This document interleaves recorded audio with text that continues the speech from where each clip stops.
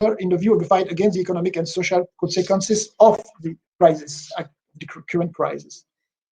The social economy is a key route to plain recovery. Social economy enterprises have proven their resilience and great adaptability, and not only through this crisis, but before, a long time before, during the crisis of 2019, it was also the same. They have many tools to offer to rebuild a more sustainable and fair economy, particularly in terms of governance, transparency, and innovation.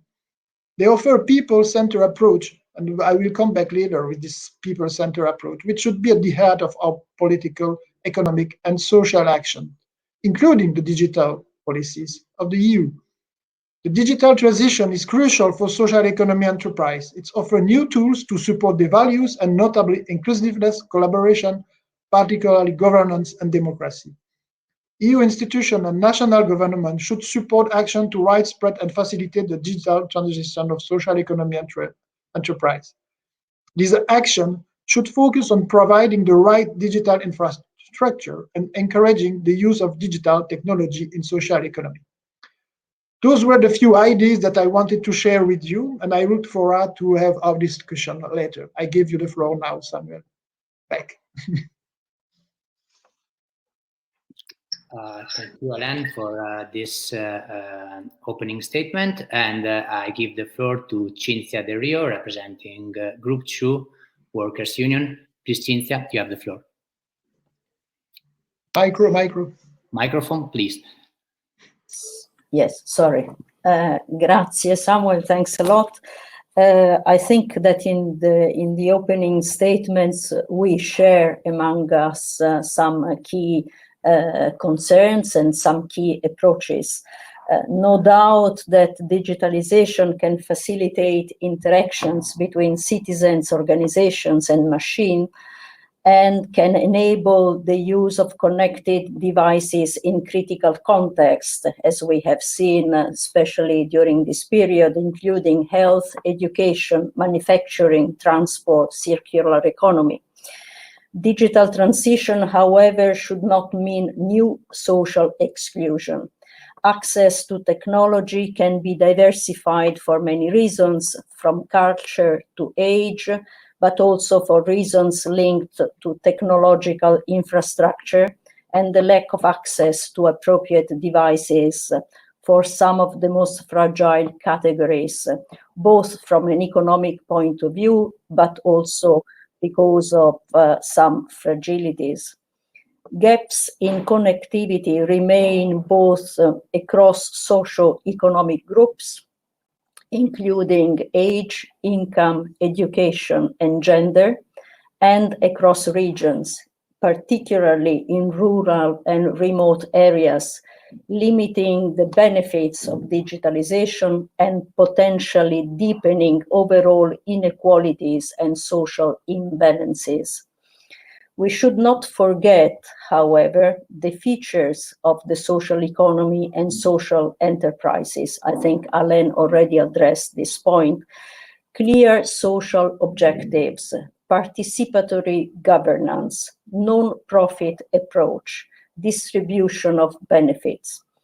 The key role is to strengthen and enhance what is public, the public services, the public policies. Social enterprises should not substitute the role of the state in granting fundamental services to citizens. No doubt that there are opportunities linked to the digital transition of social enterprises. The digital transition can and must be a driving force to support sustainable environmental and social development. The new technologies can facilitate inclusion processes, training, personal services, health protection, and can lead to a real evolution in many fields. But all this cannot happen if there is no proper guidance of these processes.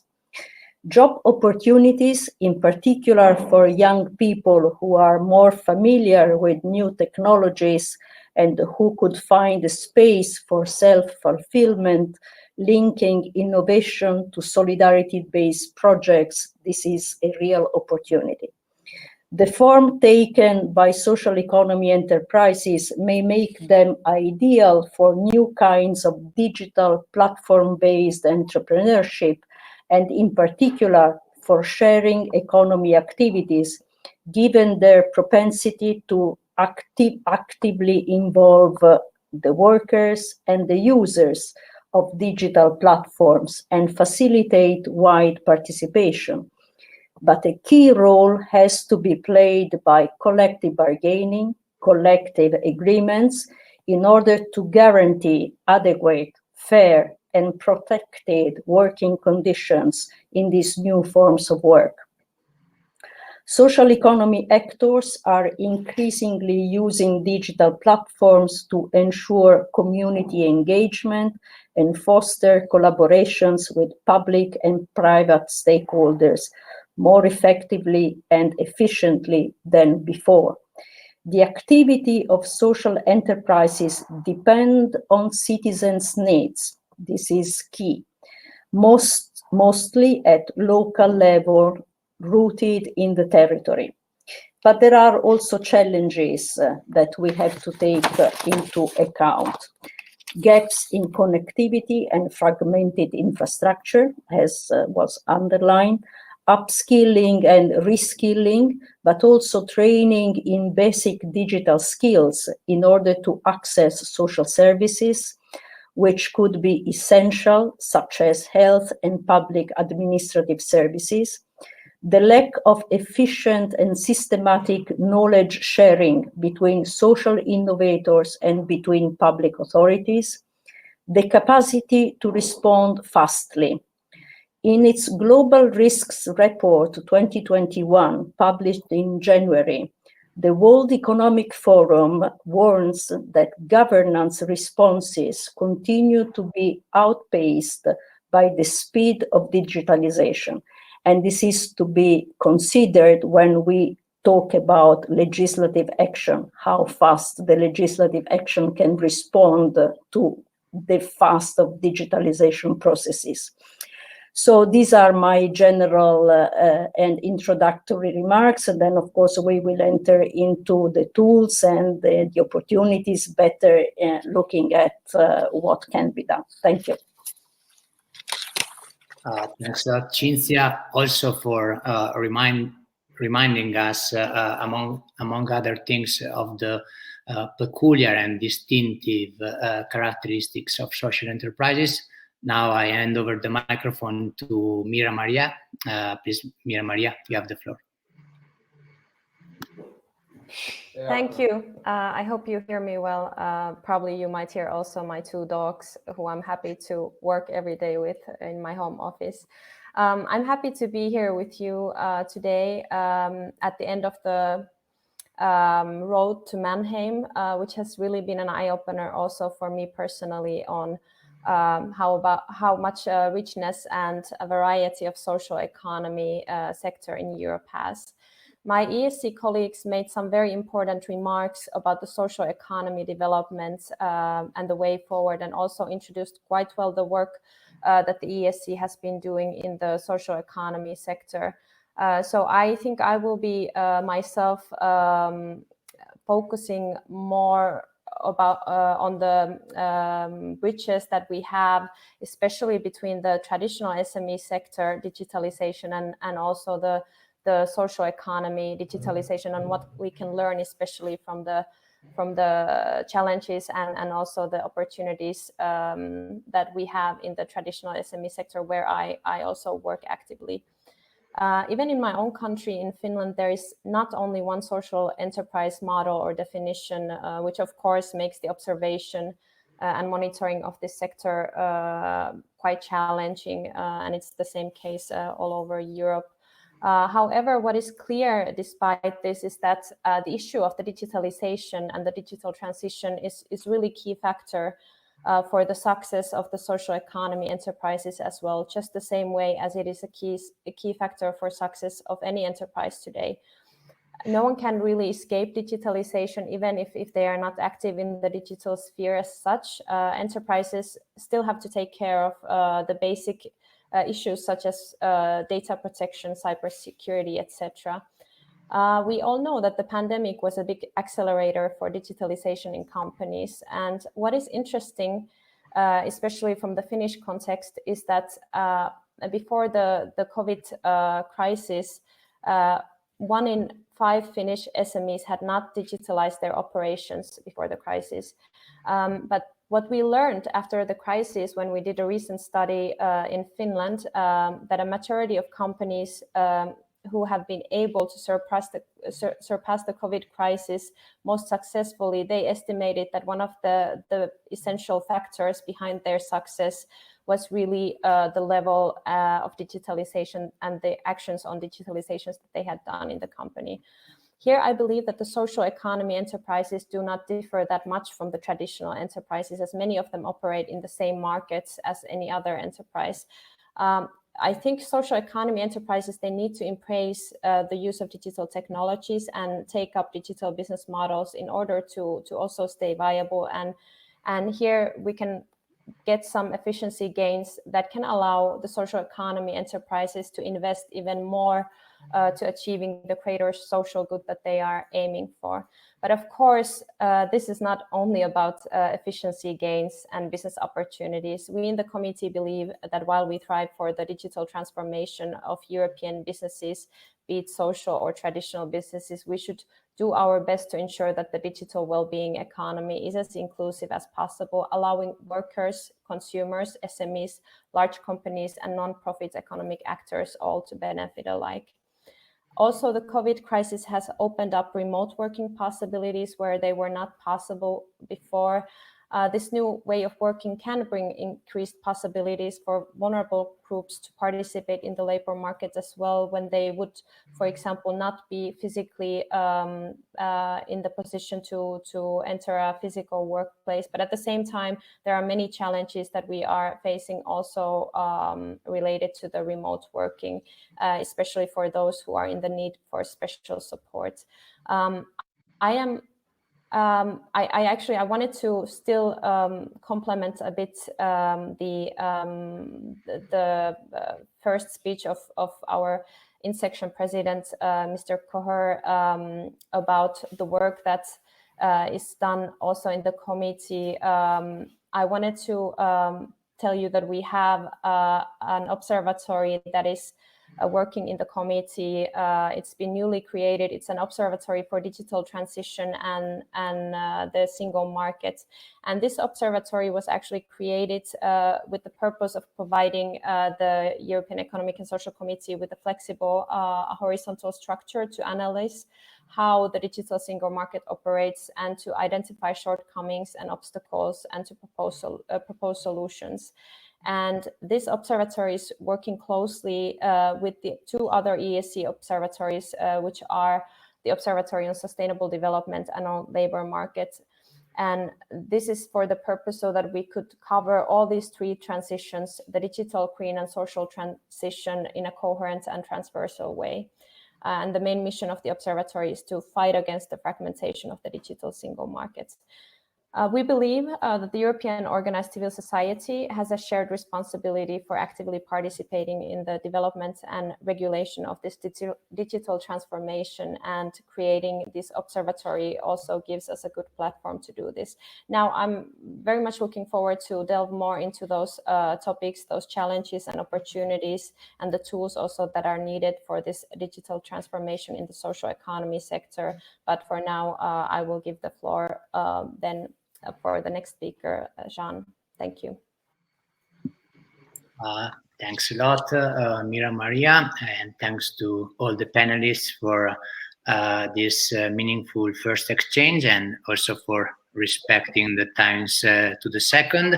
I have just one brief technical information for the audience. You can make questions and remarks utilizing the meeting chat, and I will turn your questions to the speakers. Now we are ready to move to session number 1 of our program regarding tools. In this session, we will try to focus on the main tools, meaning by that technologies, I would say enabling technologies and conditions that can be strategic to favor the digital transition of social enterprises and of social economy. In other words, we will discuss the means to achieve the end of digital transition, trying to follow a pragmatic approach. The speakers will have around 5 minutes each to voice out their position. We'll also have Jeanne joining us. And Jeanne is the first speaker in line, so I give her immediately the floor. Please, Jeanne, you have the floor. Thank you, Samuel.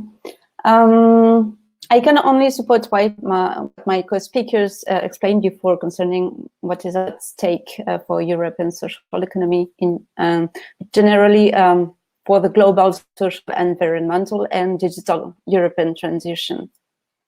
At Social Good Accelerator, we are representing field operators, social economy organization, obviously, and also committed citizens mobilized for an acceleration of social tech models in Europe. So first, I would like to precise that at Social Good Accelerator, we don't speak at enterprises, but about organizations. And indeed, that is a very important point, because 70% of the employing organizations from social economy are non-profits. And this is quite an impediment for their digital transition. The variety of digital situations in the social economy leads us to work on 2 aspects. The first goal is to upgrade the largest number of European social economy organizations. And one of the key levers is an equal access to digital transition funding and support for social economy organizations compared to classical SMEs. Digital transition means here the same as for SMEs. It's digitalization of the product and services for users, but also the digitalization of the organizations to improve their global performance, with the add capacity of social economy organization to mutualize, to create digital commons. But here it's a matter of survival for these organizations, and there is a real issue to their access to support from public sector as well as private funders. And the other one is to the other goal we have is to enlighten and scale up the digital social change makers, working especially on digital education, digital employment with reskilling and upskilling, digital fair models also, and globally digital social innovation, and especially for the most deprived. Indeed, we think we would not be able to fill the digital gap in Europe and to propose a real digital alternative to the US and the China without social economy. This is really, really important. And that's what we call social techs. So at Social Good Accelerator, we're working on 3 main aspects. There's a problem of, as I said, unequal access to public aid and private funding. Why? Because with the non-profit or limited profit models, investors are not really interested because there's no return on investment for them. But in Europe,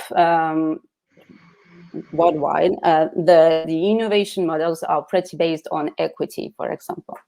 So we have to invent something else to leverage digital transition for social economy organization, which again are mostly non-profits and or limited profits, such as cooperatives or mutual corporations.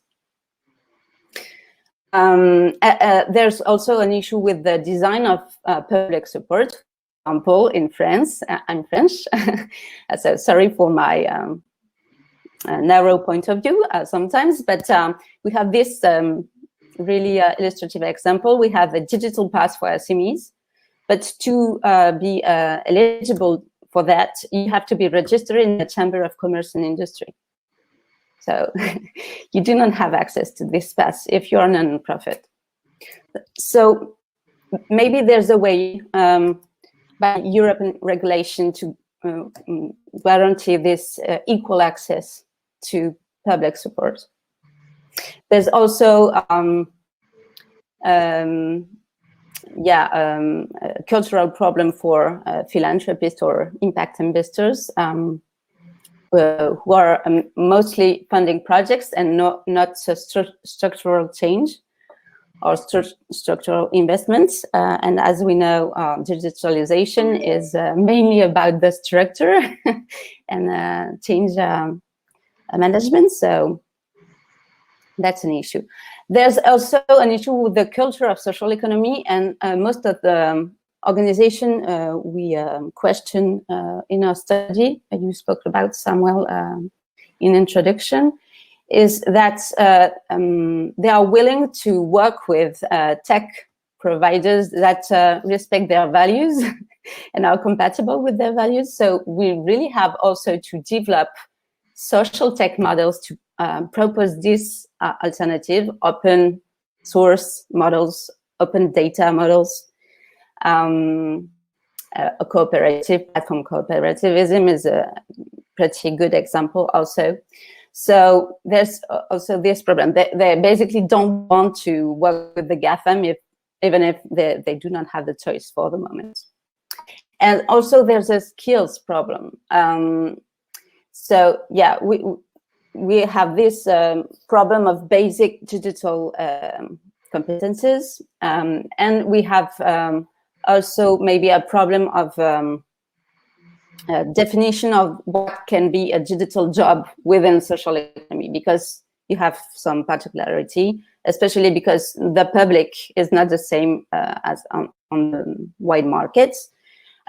So, for example, UX design is pretty important for a social economy organization, but it's expensive and rare. So we really have also to work on the disponibility of specialized digital jobs.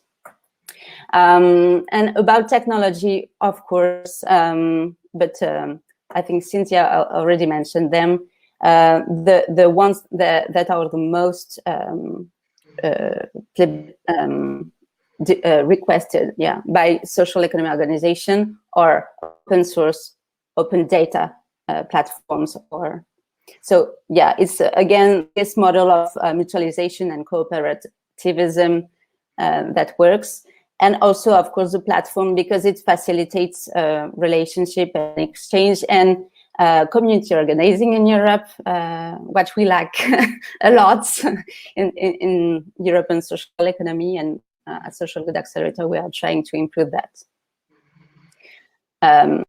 More than the blockchain or more advanced technology, because most of social economy organizations are pretty far from this high-level techs. Thank you. All right, thank you. So let's get back to Alain to focus a little bit on tools. Please, Alain. Oui, merci. Again, sorry. Thank you. So I will more focus on probably on social sector. As you know, social economy enterprise are distinguished from capitalistic by their specificities. We know that, linking to common characteristic. So I will never go over them, but I would notably mention one each particular importance is the primacy of the person and the social object over capital.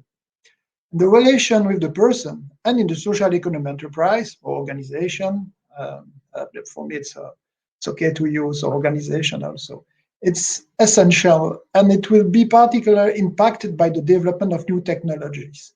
My purpose will focus more on this impact. Tools are important, but they are not an objective. If we find social economy enterprise in many sectors of activities, they are mainly active in the sector of service activities, more or less 30%, and human health and social action, more or less 25%. at European level, more or less these figures. It means that more than 50% of activities in the social economy sector are therefore people-oriented. And digital technologies will not only have an impact on the organization, but also on the relation with the beneficiary, who also becomes a user of the technologies offered to him. We know that all companies will be impacted by digitalization, and this phenomenon is helping to redefine and transform many professions, and professions in the medical sector or social sector. Digitalization makes it possible to rethink the range of possibilities in personal service sector, and the tools of innovation are very large. The cloud, mobile connectivity, robotics, or even artificial intelligence, and are starting to transform the sector. For example, household robots, automatic encoding of services, and to open a technological perspective for the future that seems limitless. Personal assistance, biometric parameter sensors, home automation, telemedicine, autonomous vehicles, etc. When we ask the social economy enterprise the type of technologies that you think are a priority, useful or relevant to develop for social enterprise, they said first, cloud. Cloud-like application, online services, data management. Secondly, mobile connectivity. For example, geolocalization, mobile application, scan. Third, Internet of Things, camera, sensor, home automation, robotics after, and finally and only artificial intelligence. Technologies that interest social economy entrepreneurship are the following. 80% is digital information and sharing tools. 64% is e-learning, and you mentioned it is fundamental. The e-learning, training, upskilling, reskilling will go through e-learning. Geolocation technologies, 44%. 40% are performance analysis software, 38% home automation, and 36% connected doors, mailboxes, etc. There are three main challenges in the personal service sector to which new technologies can provide solutions. The aging of the population by improving mobility, autonomy, and quality of life for the elderly, the facilitation of daily life, and improving life expectancy by detecting, for example, problems early. Regarding the accessibility of service, are we moving towards the inclusion or exclusion of certain users with the use of digital technologies? But it's not clear for the moment. We hope so, for a better inclusion, of course. Most of new technologies offer simple, more efficient, or more enjoyable service. Services are also becoming more personal and less linear. However, digitalization can also reinforce inequalities, as you mentioned just before, because not everyone has the same relation to technologies or the same ease of use. This is also a risk associated with the cost of innovation, which would affect the cost of services, and the latter become inaccessible to some users. Another question, are we moving towards improving of degrading the quality of service based on digital technologies? In profession where contact is essential, like medical services or home care services, new technologies can reinforce the isolation of beneficiaries. Conversely, the automation of repetitive tasks could make it possible to better focus on psychosocial support. However, we must remain vigilant against the risk of dehumanization linked to the exclusive use of new technologies. We are seeing the development of a whole series of technological tools aims at alleviating the physical and or cognitive deficiencies of dependent people in order to make them more active in managing their situation.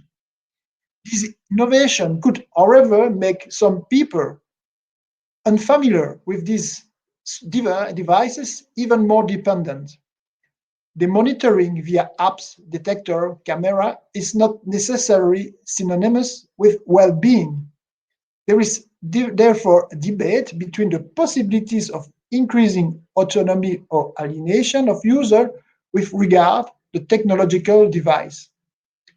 The opinion of entrepreneurs in social and in social economy strongly differ as to the desire to make a digital transition in the sector.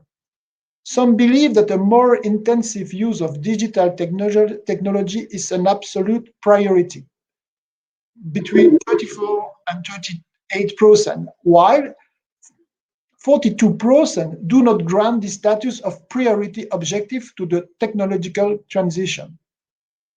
It's interesting to note that barely 18% of entrepreneurs in the social economy sector have implemented a strategic digital plan, often to lack of resource or skills. Social economy enterprise are strongly opposed to technology which, in their view, present an excessive risk of dehumanization, such as connected sensor or psychological parameter or companion or assistant robots. What are the main obstacles to the digitalization of social enterprise for the moment? First is make time to work on digitalization. As you know, implemented digitalization in organization will use a lot of time and energy. So this is the main focus, main concern.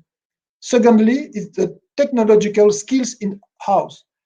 As you know, our organization sometimes are very small organization, and in general, they don't have all the competence to develop technological skills. Third, not knowing where and how to start. It's not very easy to know how to start a new services, a new digital services. Third, there is a lack of support or external expertise that just be adapted to social economy services and to the use of personnel at home, for example. After, there is a lack of financial resource, once again, because our organizations are very small. And finally, the fear of change and the consequences of digitalization. So to conclude, the four major challenges for social economy entrepreneurship are the following. Close the big gap in terms of the current digital skills and capabilities of social economy enterprise, many of which do not have even a digital strategy, and what would actually be needed. A lack of efficient and systematic knowledge sharing between social innovators and public authorities, as you already mentioned. The lack of data and research of the specific impact of the digitalization on governance, model, and strategy of social enterprise, and the lack of appropriate funding sources to meet these challenges. To conclude, the tools are important. They are already present, but they must remain a support and must not replace the human relation. Thank you. Thank you, Alain.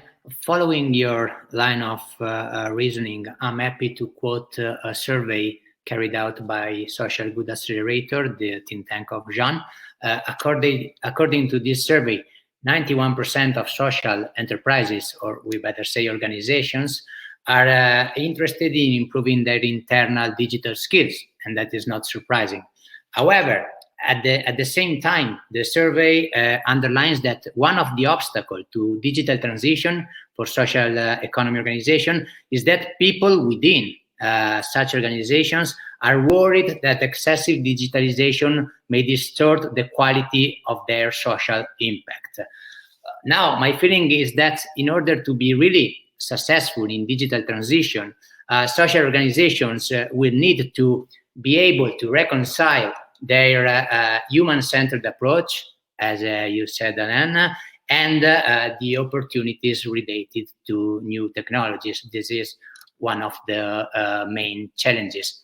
And on this note, I give the floor to Cinzia. Please, Cinzia, go ahead.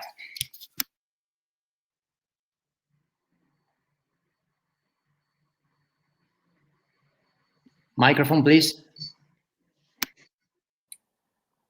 Thanks. I think that we all share that we have to make a clear distinction between traditional enterprises and social economy enterprises or social organizations, because otherwise we don't.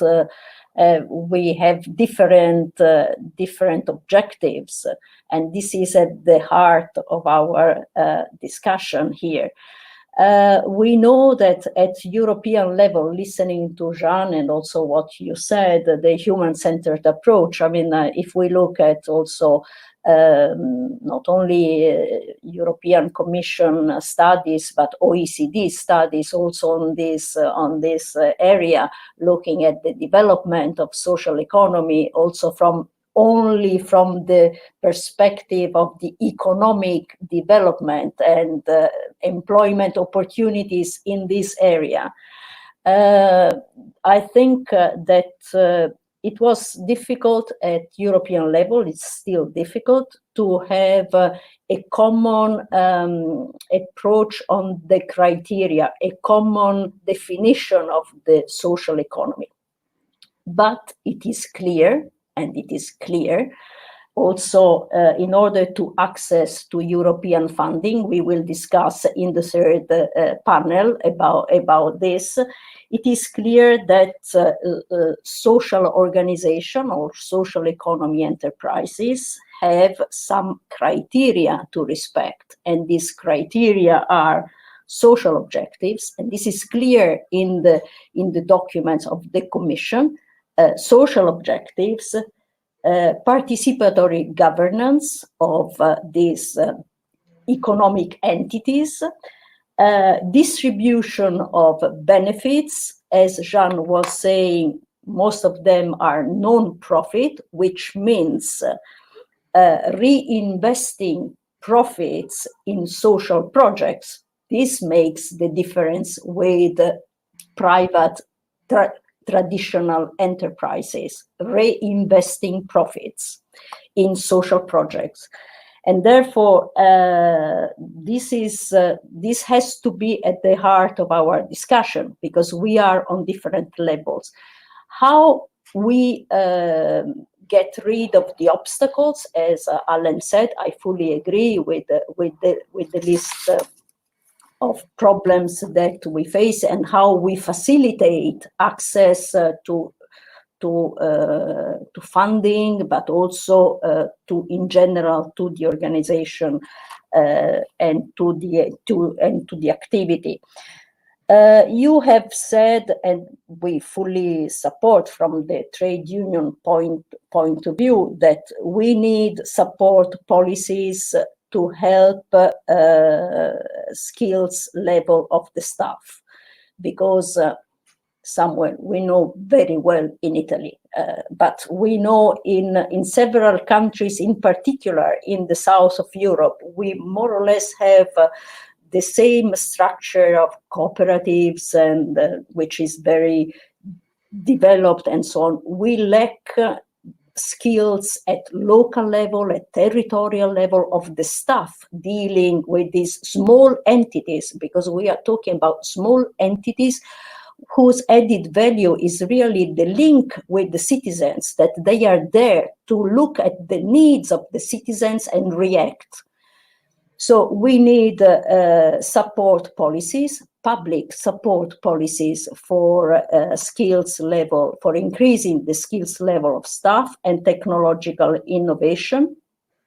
We suffer in many cases the lack of appropriate skills to better use the potential of digitalization at local level. This is something very clear. It is important also to try to increase the basic digital skills of citizens, because if you have to access to an administrative certificate and you don't know where to click, how to do it, you need somebody who gives you these basic instruments. Therefore, also modernizing the education sector with innovative forms. We talked about e-learning, but also let's look at our school level, we still have in some areas and in some sectors very old school programs, and therefore making ITCs more accessible. And therefore, for us, it is important that also citizens, starting from the school sector, are put in the condition to profit of the advantages and opportunities of the social economy enterprises that the social economy enterprises can offer. Then how we address the digital divide to fight marginalization and promote digital inclusion. Of course, these objectives cannot be left to the social enterprises alone, because they cannot do it alone. We need government undertaking measures and targeted policies to bridge the gap. Key policies to accelerate digital infrastructure.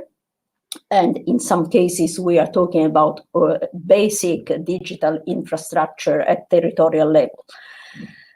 Investments in technology and culture and quality infrastructure investments. Then, as Alain was saying, facilitate the sharing of best experiences. If we look at in some areas, in some contexts, I'm referring to Italy because of course I know better than other countries, but we shared with Spain, Portugal, France, which more or less we have the same structure. The problem is also to share best practices at national level. We have these problems of facilitating this sharing of best practices. And in some countries, the opportunities of the social economies are not exploited at all. If we look in Europe, we have a very diversified experiences. Of course, we are among those cooperatives in Italy were created decades ago, but in some European countries, these opportunities are not really understood what is behind this. Then I don't want to come back to the human-centered approach, because I think Alain underlined very well, but this is the added value of this sector. We do not undermine. I talk with a colleague, since it is not my area, I talk with a colleague who is deeply involved in the blockchains, and I asked what is the opportunities behind blockchains. And we don't undermine the role of blockchains and, of course, the opportunities to the use of this technology in certain areas. But of course, we have to take into account that the social economy enterprises are gaining importance because they can reach easily citizens, and there is this human-centered approach that otherwise would get lost. In this context, I think that for us, it is very important the development of more participatory and cooperative and social-oriented enterprises. This is for us very, very important, that we also look at how this model of enterprises is structured, because in some countries they do not know. And therefore, it is important that we look at the differences in our countries, but also to promote this cooperative approach. We need also to support the stable employment that the social economy enterprises can create, because if we look at data, even in this period, stable employment comes from this sector, cooperatives in particular. And therefore, the governance of social enterprises, which are different from the traditional enterprises, but also we need to look at the legal framework of these enterprises. I would like to add one point, because as you probably know, the Italian government has the presidency of the G20 this year. And one key item of the G20 agenda is the connectivity and social inclusion, and how to ensure widespread, affordable, fast and trustworthy connectivity for all. We will see what will be the outcome of these ministerials, which is going to take place in July. But it is important that it is in the agenda at international level that digitalized services should reach everybody for a matter of equity and for a matter of social inclusion. The pandemic has, of course, accelerated this debate, and but the international community is looking at how to address the legal and infrastructure loopholes. So this is to underline that this is a key item which came on the agenda of several governments because of the pandemic, of course, but because this is a real opportunity for an inclusive society. Thank you. Okay, thank you, Cinzia. Also to refer to the work of Mr. Guerini within the Committee on Social Economy and Blockchain. Giuseppe has just joined us. Hello, Giuseppe. And now back to Mira-Maria to complete this round on tools. Please, the floor is yours. Thank you. Well, I am going to address some of the same points as the previous speakers, but maybe as a first remark, I would be myself a bit hesitant to put the social economy enterprises in their own bubble, especially when we talk about digitalization. I would rather see that it might be useful to try and understand what are the commonalities, but also, of course, the differences for the digital needs and challenges for these social economy enterprises compared to the traditional SMEs. I think Finland always makes a good reference point when it comes to digitalization, and my apologies for bringing my country up here again.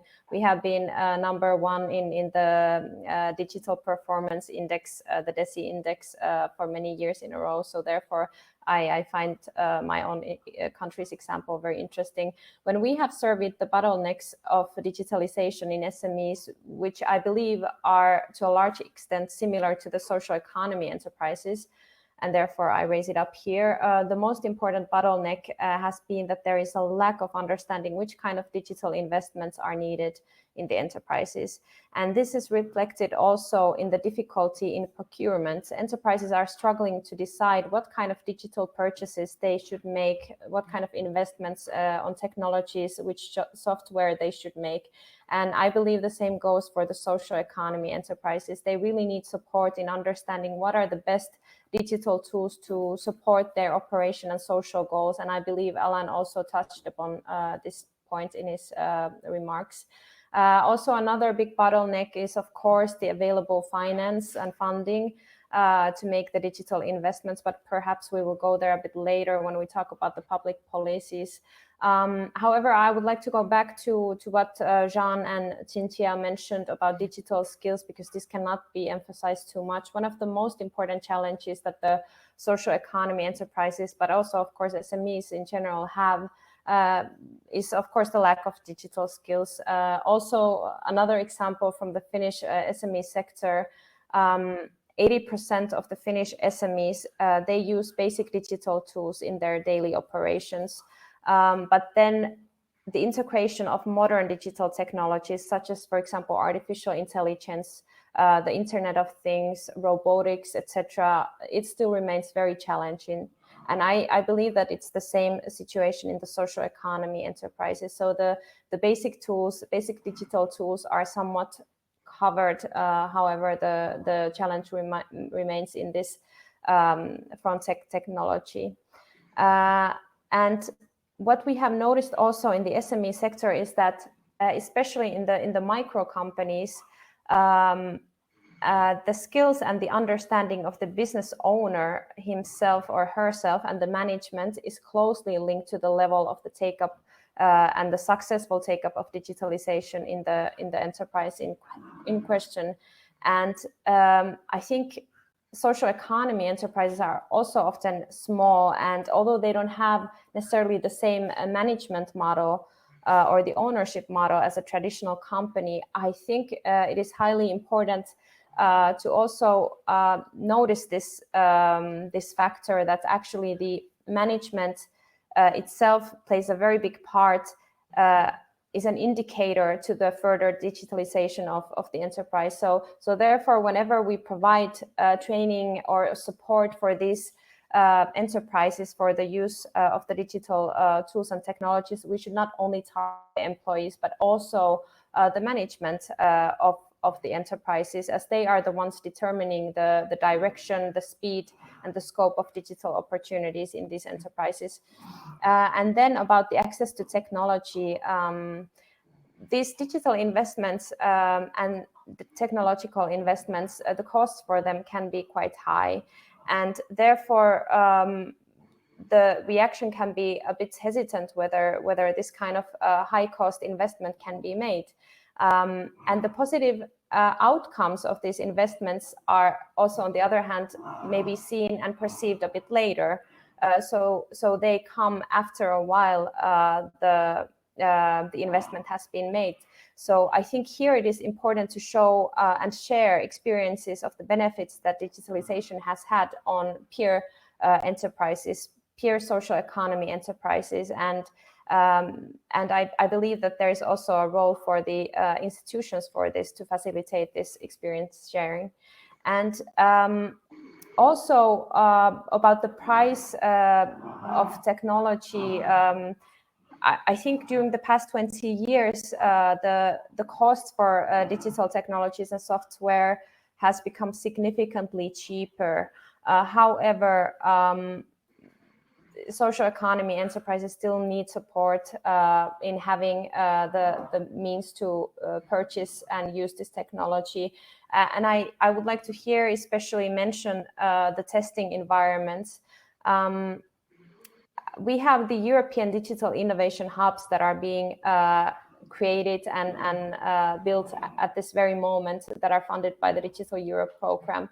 And I think here we would really need to make sure that social economy enterprises also have the knowledge, first of all, of these hubs, because it's not even evident in the SME sector that the SMEs know that these hubs really exist. And then also, secondly, they should have equal access to these hubs. And these hubs, actually, they give technical expertise, they give experimentation possibilities. You can go there and have assistance on improving your business or production processes. And I think here the hubs would really bring added value to the digitalization of the social economy enterprises as well. But as a last note, I want to quote Alain, because I think he made a very relevant point. I mean, digitalization is only a tool to achieve the social goals, but it shouldn't be the goal itself. Although I'm here focusing a bit more on how to make and use the tools and make the operation itself digital, but I still do recognize that it shouldn't overcome the goal of making a sustainable impact and social impact. Thank you. Right. Thanks a lot, Mira-Maria. We are ready to move to session 2. If somebody in the audience has a question, please keep it for the final Q&A session. In session 2, conclusive part, we will focus on the actions that should be prioritized by European and national authorities in order to facilitate the digital transition for social economy organizations. By institutional actions, we refer to possible regulatory initiatives, especially the legal framework on the one side, and to useful public financing or investment on the other side. We have a different order of the speakers for this session this time, so I immediately hand it over to Mira-Maria, that has just concluded, but could try to go on this final part. Please, Mira-Maria, you have the floor. Yes, thank you very much. Well, I think I could maybe start with the framework of corporate social responsibility and sustainability, which is also at the moment being drafted at European level. We have growing amount of new opportunities from this increased sustainability and corporate social responsibility requirements. And I think when I was also drafting my ideas, I was trying to find some nice examples from this sector. And one practical example where the sustainability and social requirements, also deriving from the EU law and EU regulation, have led to business innovation, is a project that is actually called the Upright Project, and it quantifies the net impact of a company. So the net impact of a company is the company's positive and negative impact on environment, health, and society and knowledge. And this is basically a tool for companies to show that they are doing the social and environmentally sustainable actions, and that they comply with different kind of regulatory requirements. But also it's a tool for investors to also to see their investments are fulfilling certain environmental and social standards. So I just wanted to bring this about, because I think it's a good example that not always the regulation is only restrictive, but it can really bring some opportunities as well. And then we were talking about the funding before. Well, of course, this is a relevant issue. The peer-to-peer funding has grown during the past 20 years a lot in Europe. I believe still it's in its infancy and has a lot of potential to scale up more, also to the social economy enterprises. And I think the traditional funding or this face-to-face kind of funding events that have been an important source also for the social economy enterprises, they cannot compare with digital platform-based interaction. And here the fundraising over crowdfunding and crowdsourcing platforms regularly outperform the traditional fundraising events. So I think the crowdfunding is a very interesting example, and that can provide possibility, and we can also at public policy level enhance the possibilities for crowdfunding. But of course, then we can also look at the public procurements, where we could include digital accessibility and social impact requirements elements, and through this channel we could also have more funding to the social economy. And this is of course it's at national level, it's also at local level where this public procurement incentive should be done. And of course, then what was already mentioned by Cinzia at least, and I believe other speakers as well, we should not underestimate the need to make public ICT and broadband network investments. And here I am very much looking forward myself to see the overall picture of the national recovery and reform plans, and at least from what I've seen from my own country's national recovery and resilience plan, I am quite happy that there are quite some investments in the digital infrastructure, and then also in the enhancing of digital skills, which I hope also the social economy enterprises will be able to benefit from. Thank you. Thank you, Mira-Maria. I did appreciate your reference to public procurement. I think it's very, very useful also to have the contribution of public spending in achieving more digitalization.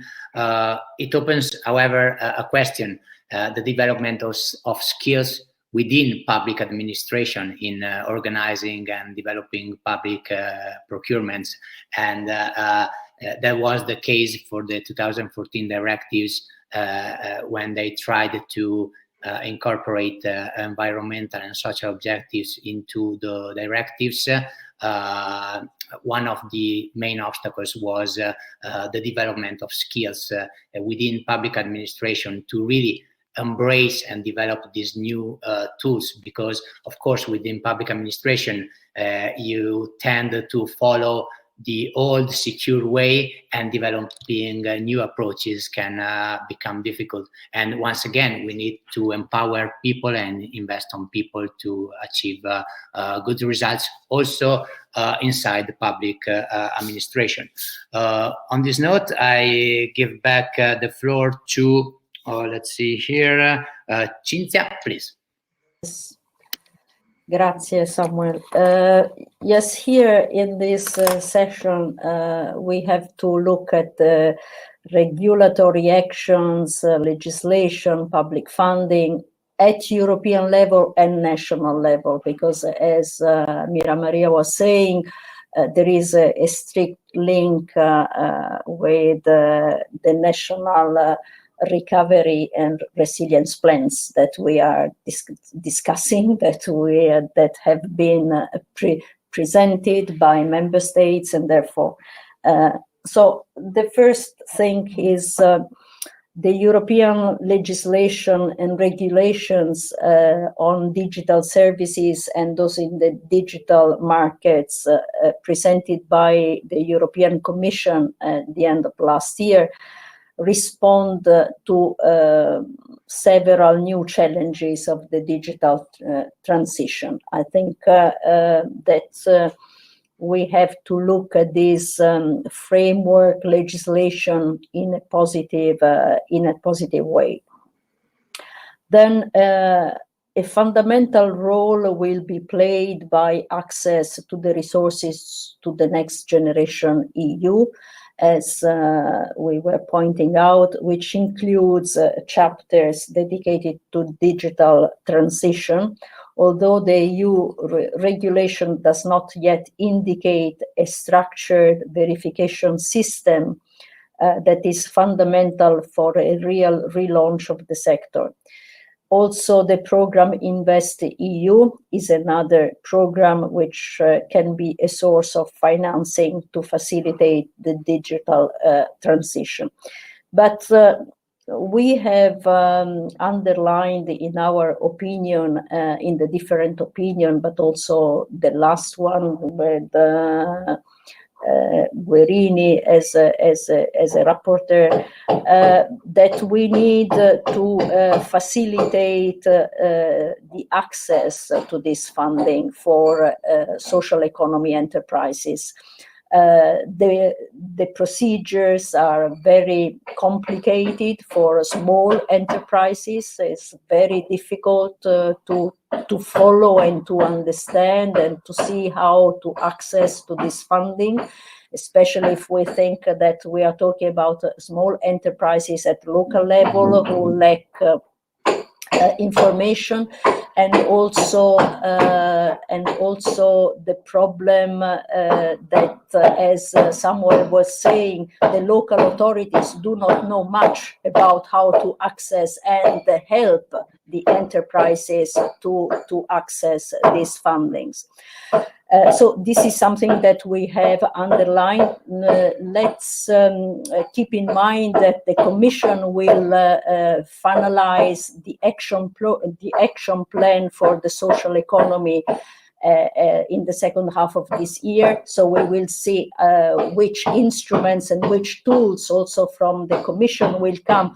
As Mira-Maria was saying, the exchange of experiences and best practices, this is something that we have been asking to the Commission several times, and there might be some support initiatives in this sense. Then, but I would like to underline that the objectives of the European legislation and regulation are clear. The choices made for the green and digital transition must be consistent with the European Pillar of Social Rights. I want to underline this, and implement reforms based on solidarity, integration, social justice, fair distribution of wealth, as well as protect vulnerable groups, so that member states' economies can recover, but with this inclusive objective. Then there is another point on tax regulation. We have discussed this and we have made some proposals in our opinions. There are several examples around Europe in different countries about fiscal incentives for and the need for taxation systems at national level to recognize the general interest role played by social economy enterprises, with particular regarding those operating in the sector of primary public interest, such as social, health, education, and social inclusion services. So we fully share the approach that digital investments in these areas in particular should be supported with a preferential taxation. So this is something that we have to take into account. We have already underlined this in several occasions. We have underlined the need to set coordinated standards at European level, however, in order also to avoid social washing, because this is something that we are very concerned, or inappropriate access to support measures. This is something that we have to address. Monitoring by national authorities in order to verify compliance with the requirements and standards and consistency with the social objectives is very needed. We know that this is something left at national level, but we have also asked to have some coordinated approach at European level on the standards, on the criteria to access not only the European funding, but also the national funding for this specific area. And for us, it is important also to underline this equity and equitable approach at European level. We will see what comes from the action plan of the Commission. In this sense, we are waiting for some coordinated approach. This is what Commissioner Schmidt is looking, and we had several meetings with him on this. So we are waiting on this, but we think that the Commission will give some positive signals also from the funding point of view, and especially for facilitating access to the European funding. And I fully support crowdfunding. This is something that we have experienced in some countries, and I think this is something that can be looked at with some specific programs as well. Thank you. Thanks a lot, Cinzia. Back to Alain to elaborate a little bit further, please. Yes, thank you. I will be shorter because time is running as usual. So what I would like to say, but you have already said a lot, my two colleagues, so that's perfect. But from my point of view, I would like to say that from a classical economic policy perspective, the existence of a particular public policy requires 4 basic elements to come together. And it will probably gather what you have said. First, it's a visible social or economic reality and one conceived as the subject of public intervention. Secondly, it's a public administration responsible for economic action aimed at said social or economic reality. Third, is the objective to be achieved by said administration in respect of said reality to be acted upon. A catalogue of instruments by means of which public policy may be put into operation. So 2 large fields of public economy action in relation to business promotion can be identified. On the one hand, the business environment. Now we talk about ecosystem, and it's very important ecosystem now. And even for social economy enterprise, the ecosystem is very, very important.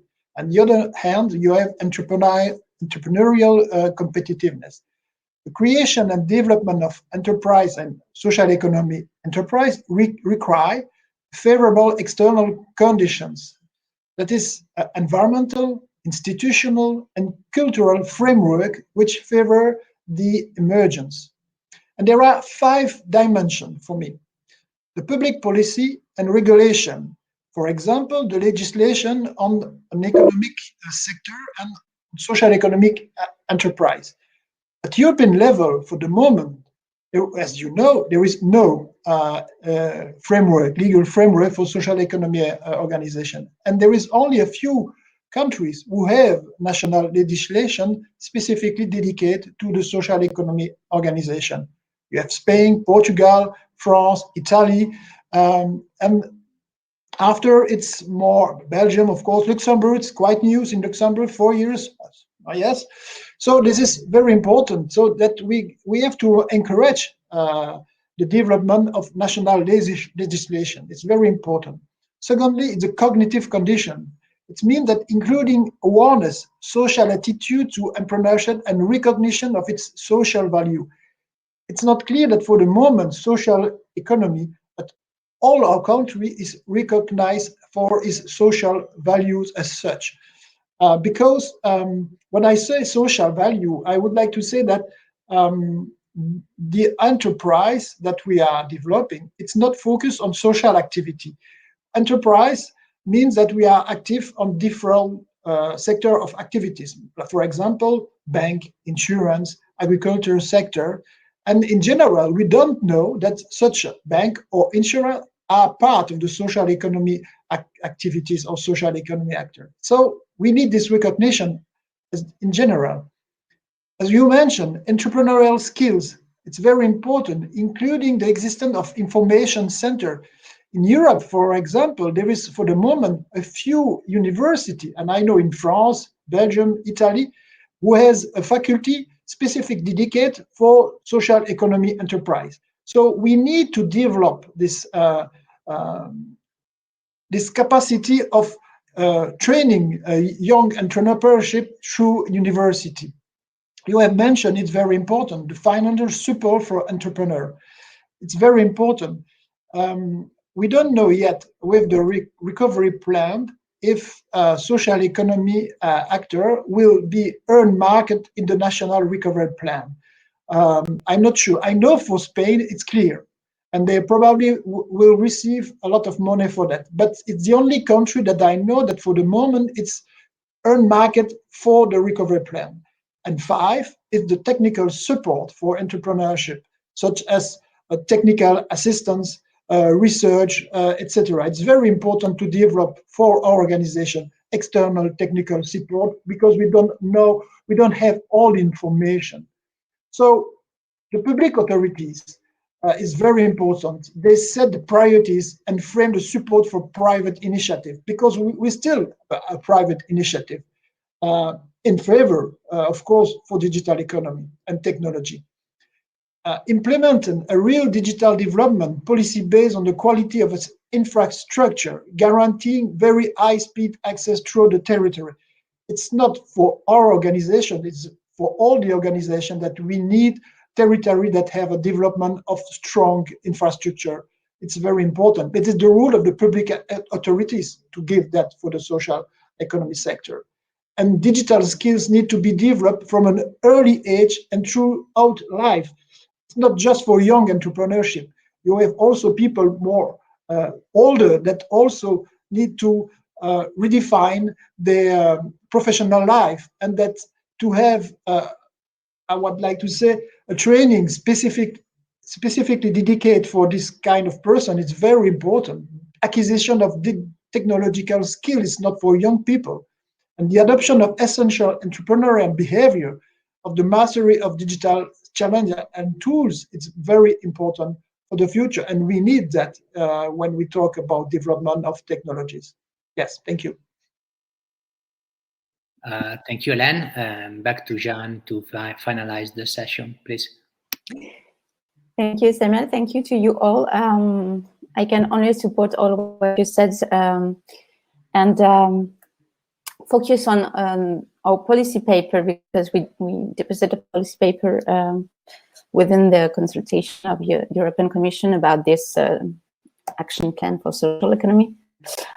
So this policy paper is organized in 3 axes. The first one, but you raised the needs about this first axis, is building capacity and cooperation for a digital and collaborative social economy. We lack of permanent public and private funding frameworks, for example. I will just illustrate that with a project we just launched called Social Tech Atlas. Reused data from former supported European projects, especially digital social innovation for EU, which was an amazing open data project launched by Nesta Foundation and WAG in the Netherlands. But it was a 3-year supported project, so it ended. And we gathered the data they had and updated it. So this is, for example, something the European Commission has to support, is the open data portals and the circular economy of data, especially the funded projects. And it would be pretty useful for social economy organizations to be able to reuse the data and not, again, make the work from the start. This is a really practical example. Also, we would suggest to expand the legal concept definition of general interest services to the digital sector. It's pretty important for all that concern filling the digital gap or digital education, and it would help to respond to the classical impediments for social economy organization, especially regarding the competition rules. Also, EU institution would have to invest more into multi-stakeholder digital social innovation clusters to support more co-innovation in between universities, social economy, and public sector. And there's also a big it's about measuring social impact of digital social models, what we call social techs,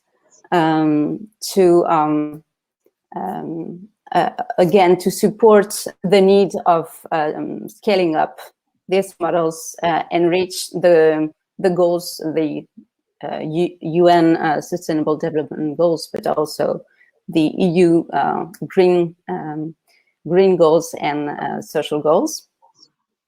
So scaling up the digital commons at the heart of the recovery plan is one of the other axes we developed in our policy paper.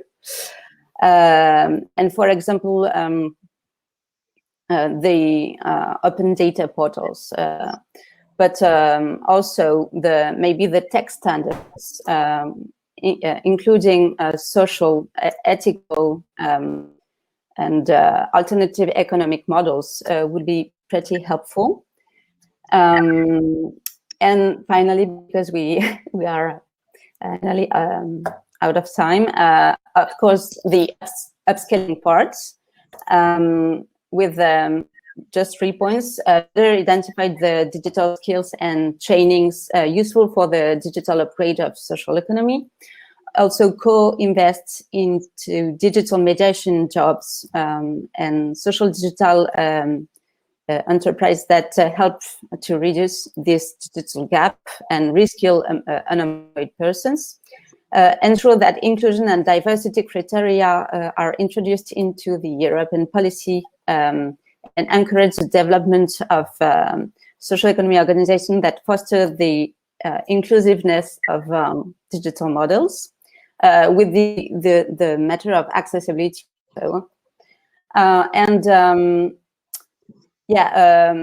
Maybe work also on a pro bono model, a European pro bono model to transfer the skills in between the sectors, create cooperation with a precise measurement of the improvement of skills with this pro bono program. We have already, in France again, sorry, we have this cooperative called PICS, which have a DigiComp tool to measure precisely the progress. So it already exists. We just have to expand it to social economy. I will end here because we only have 1 minute left. Thank you. Okay, thanks a lot, Jeanne. One last reminder for the audience. If you have questions or remarks, the moment to speak is now, just as they used to say at the weddings.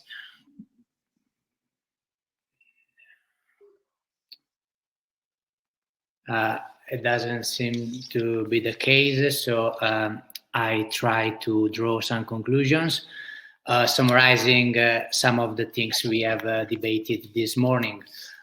We have discussed about digital transition for social organizations and social economy. According to the Oxford Dictionary, a transition is the process or period of changing from one state or condition to another.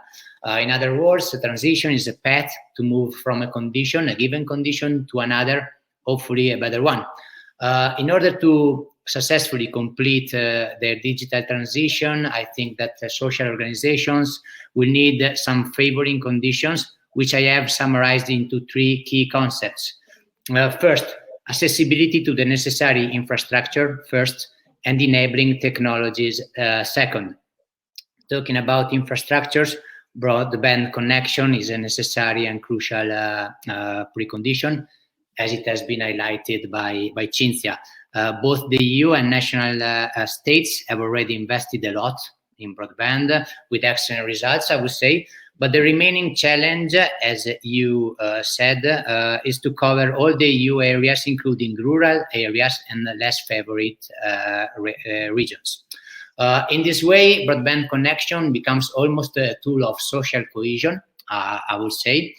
And first, you need a broadband connection. Then you can start focus on big data, Internet of Things, artificial intelligence, maybe in the future, blockchain. But you need a broadband connection first. Second point, skills development and empowerment of people / employees. Every change, every transition starts with people and with a positive attitude from people. A real digital transition for social enterprises should be based on the education and training of both employees and leaders of social organizations, meaning with training both technical and cultural education. Another way, Mira-Maria highlighted this, to improve skills and exploit the potential of new technologies should be the possibility for social organizations to buy expertise and technical support on the market, or by means of collaboration with other players, as for example, technology centers, hubs, and business incubators. So the meaning of collaboration and cooperation between organizations is really, really important. Finally, I have called the last key concept targeted support from European and national institutions. And by this, I refer to 3 points. First, public investment and funding. Here we have already seen targeted support for the digital transition within cohesion funds on the one side and the resilience and recovery plan on the other side. A decisive implementing role is now transferred to member states with the development of the national recovery and the resilience plans. I think it's important the financial resources will be utilized in a good way. Legal framework. It is of course important since regulation plays an important role in building certainty, predictability, and if legislation is well conceived and devised, also simplification in a very complicated context. In this way, we can increase efficiency and reducing the compliance costs.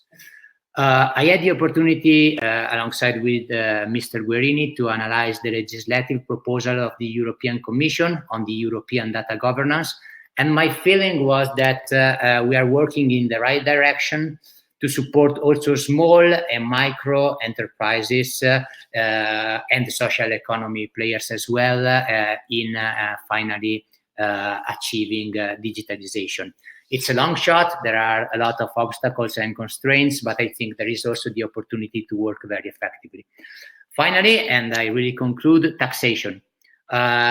It is a very hot topic. It has been highlighted by Cinzia, especially at the moment, and it could play a crucial role to facilitate digital transition, by means of fiscal incentives and deductibility tools.